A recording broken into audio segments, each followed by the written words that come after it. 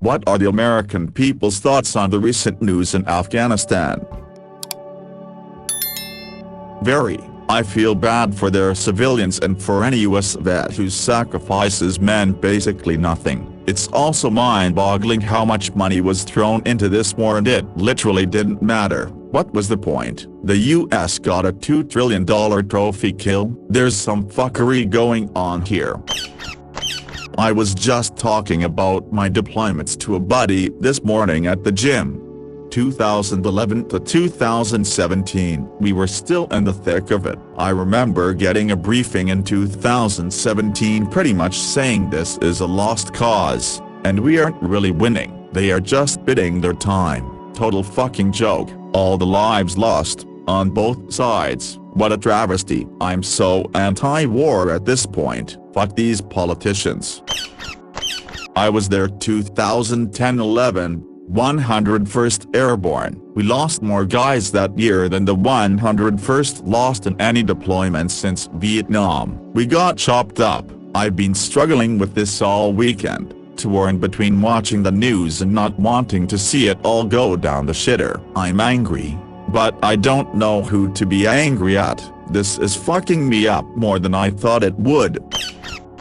They also use their entire country as one huge death trap of hidden explosives. Imagine everywhere you go is an endless minefield. They didn't even have to fight. They just wired up every inch of the place with duds and moved on. They didn't even do it themselves half the time. They paid children to do it for them. I remember seeing one that was an inverted copper plate in a half-buried bucket full of homemade explosives. Essentially, the explosion liquefies the copper into a missile of molten metal that cuts through armor bricks like butter and burns everyone alive inside. Truly horrific.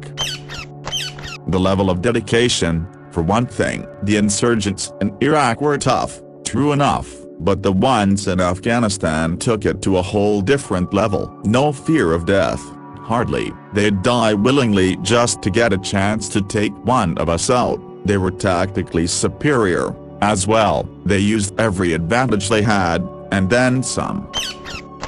As an American who hates war, I never ever will hate the men and women who went there. My younger brother is retired Air Force and he hates war. You focus on the people you went there with, the ones you loved, the ones you lost there, the ones that came back, the ones you lost here. You fight hard to live a beautiful life for them. Live a beautiful life you deserve. Keep telling us how we can help you because the fucking government doesn't keep up their end of the deal. Spend this weekend in tears. Spend this weekend screaming. But don't give a shit about what did it all mean. For you, it meant you stood beside the best people and fought hard for them. That's what it meant. The politicians, warhacks, deserve all the blame. They knew exactly how it was going to play out. Vietnam, Iraq and Afghanistan. In 10 years' time it will be another. The cycle will keep repeating itself until one country claims complete battlefield superiority and wipes out entire other populations.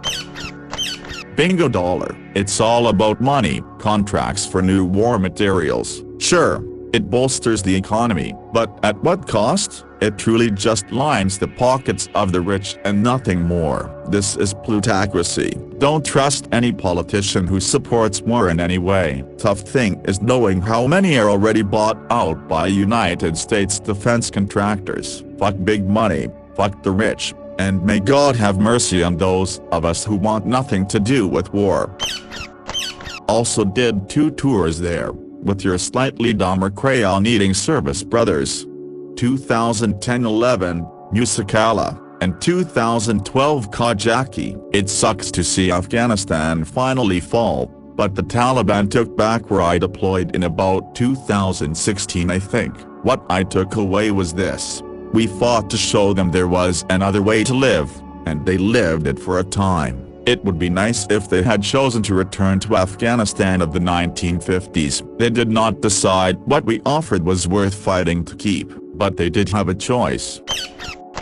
This isn't a boots problem, it's a suits problem. We are all angry, faceless deaths that didn't get the recognition they deserved. It doesn't matter who's in office, this has been fucked for 20 years. Since I was in elementary school, the deaths aren't for nothing. The time over there wasn't for nothing. Bottom line, we tried, you tried, we failed. Afghanistan has shown that they don't want to change, they want us to change it for them. They didn't fight when the US left, they didn't use any of the tools we left them. They fled, they abandoned their countrymen and their homes. It's sickening and I'm angry. It's not your fault and it's not your failure to bear. Immediately upon us leaving, U.S. intelligence services reported that they thought the Taliban would have control in 90 days. If you're a member of the Afghani military, why wouldn't you just surrender after hearing that? You may at least be allowed to live. I think I had read somewhere once it was suggested that any politician that voted for war had to make sure to send their own children to fight in it. That would change people's mind on being so quick on the trigger. It's even more depressing when you think about how generals spoke out for the first time in history against a sitting president and vice president's war plans publicly against Bush, Cheney and Rumsfeld. They called all this to a T. I really wish I could find a show that had a few 3-star and a single 4-star speaking candidly about what an absolute clusterfuck this war will be, and it ending up with us pulling out and our enemies in control in about 20 years. Our government supported the Taliban in the 1980s because we wanted to stop the spread of communism. Turns out the Taliban wasn't the puppet government we wanted, and so when 9/11 happened, even when the Taliban had nothing to do with it, we decided to invade Afghanistan, so we could destroy Al-Qaeda, free the Afghan people, and install a thriving democracy. As soon as we killed Osama bin Laden and destroyed Al-Qaeda, we should have gotten out of Afghanistan. Democracy isn't set up from top down, democracy is established from the bottom up. It was foolish for us to try to establish democracy for the Afghan people. The Afghan people have to figure out for themselves in what direction they want their country to go in. We fucked everything up in the Middle East, especially Afghanistan. And I'm happy that we're out of there so that we're not making shit even worse and causing further destabilization. Yes, the withdrawal was clumsy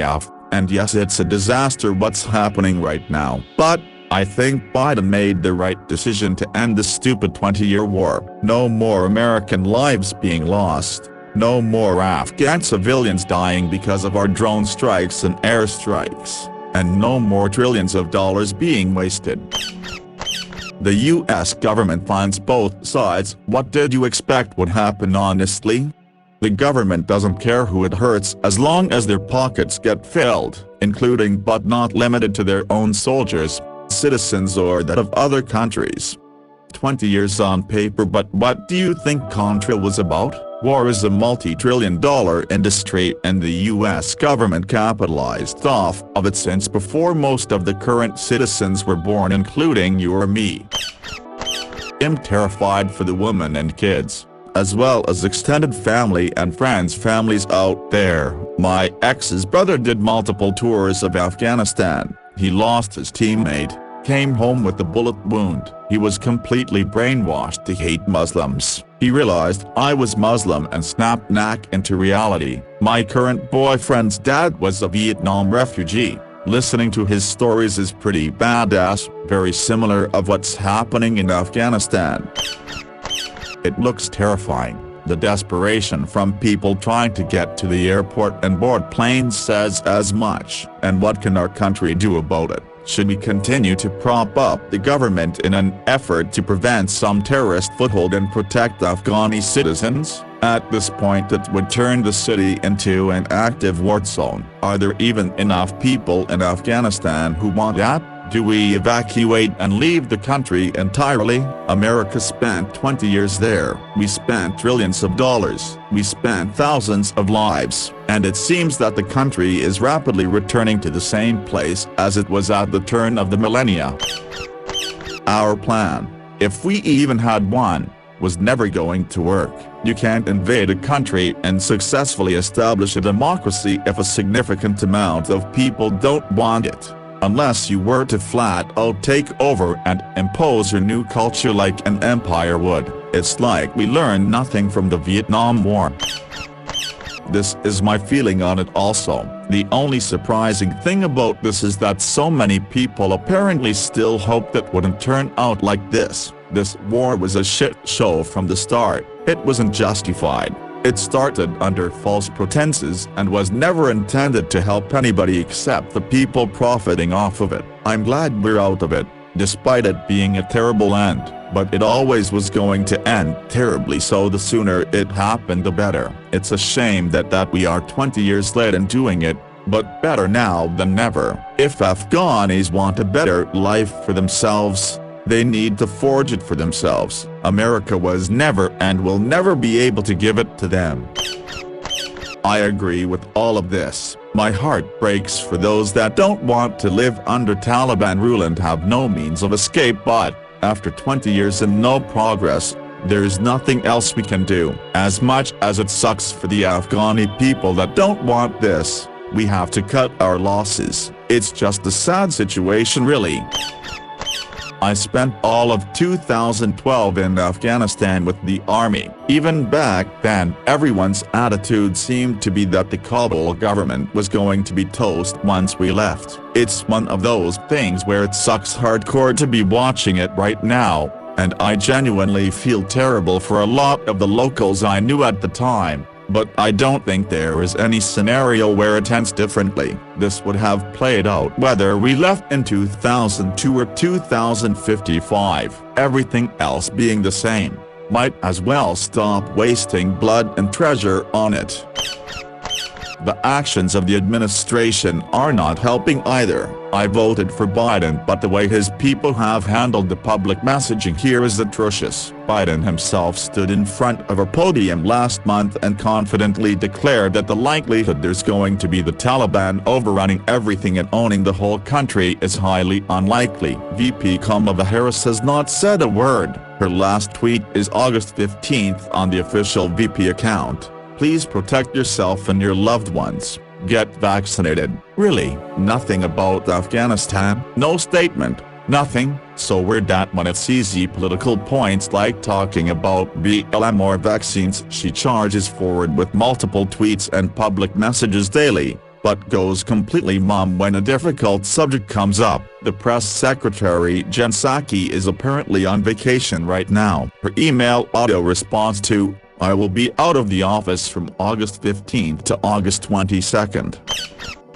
There was never a good time to withdraw. I get it. I'm glad we finally got out, but everyone knows that we should have never been there in the first place. In a time where partisan politics are everywhere, we should all be angry that our government let it get this bad. We should be angry with all the lives wasted in a fake quest for justice or protection or bringing democracy. Fuck the military-industrial complex, and fuck everybody in Congress who's complacent with it.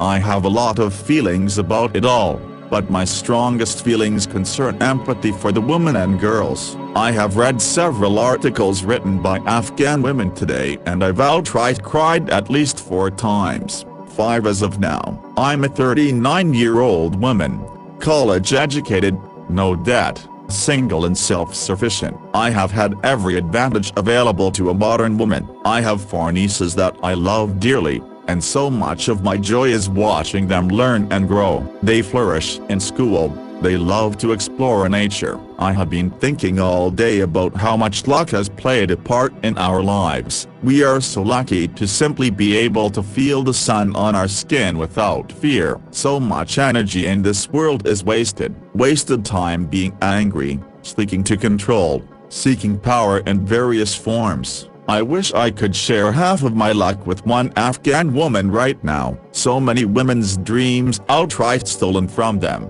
I can't imagine. I wonder how I would find the strength to carry on. I don't deserve all of the good things that have happened to me, and these women do not deserve any of those bad, terrible things. I feel helpless, as I know they feel helpless, but I'm still holding all my cards. The sadness with which I'm weighted includes a swelling of gratitude upon self-reflection. Complaining on these people's behalf is not the best use of my energy. I would very much love to provide actionable solutions, perhaps to sponsor one of these women if they can procure a US visa and offer help to finish college or a trade of her choice. I can't fix this in any big way, but I can definitely do one thing. I can very much play a tiny part, and helping in a real and meaningful way is all I can think about. It's not time to simply be angry, for those of us who can. It's time to share our luck. I feel bad for the people of Afghanistan. That being said, I am against this war and American intervention in the Middle East. We should have never gotten involved, and it took 20 years, trillions of taxpayer dollars, 20,000 wounded and 2,400 dead men and women to figure out that Afghanistan didn't want the government we propped up for it. I too find the 20-year war in Afghanistan a huge waste in human lives and capital, but my big fear at the US leaving is the Taliban-run Afghanistan will turn into a hotbed of terrorist activity which can lead to another massive attack on the US or its allies that will cause the US to have to intervene again, starting this whole awful process again. This almost certainly would be the case, similar to airstrikes and stuff that have been done in the past. The message has been sent by both sides. If one decides to act, you are basically asking for mass destruction of noted locations without care for the fallout. I don't like talking cavalier about death, but that's what unruly regimes basically ask for. It's not just the government. Remember when Clinton was criticized to hell and back, and still continues to be criticized by the public because he didn't intervene in Rwanda and let the genocide happen? Remember when Trump was absolutely excoriated for even suggesting that the US withdraw troops from military bases across different countries and scale back our commitment to NATO? Remember how Reddit has been howling and yelling about how we need to do something and invade China because they are violating Uyghur rights? It's an American people thing, not an American government thing. For some reason the public is absolutely convinced that anytime there's a problem in the world it's our job to go running off and stop it. Nobody else thinks that way. Not in France. Not in India. Nowhere. I feel like people are forgetting now that everyone in the US was screaming for war back in 2001. I keep seeing that the point of the war was to make the military-industrial complex rich. And don't get me wrong, there were tons of war profiteers who took advantage of the situation, but this is one case where the people really were giving the government a mandate. I wish we had done it differently back then, but no one right after 9/11 was interested in restraint. I want to do something to help, but I can't because I'm thousands of miles away and this is war. People fled the airport with no suitcases. They were fleeing the country with nothing but the clothes on their backs. Some aren't going to make it out, and I'm sitting here typing this from the comfort of my desk at my cushy white-collar job. It makes me feel sick that the world is so fucking unfair, but what can any of us do right now? I also saw 9/11 happen from the windows of my 5th grade classroom and have friends who lost parents that day. I'd be lying if I said I wasn't concerned again. I'm on the same boat. I'm typing this from my bed. I just said the same thing to my therapist and she reassured my feelings are very valid but reminded me not every battle is your battle to fight. It sounded harsh at first, like WTF. I should be doing something. I stood on the streets and protested for BLM, disability rights. I sat in courtrooms fighting conservatorships and basic human rights for people with disabilities. I was an advocate for children in the courts.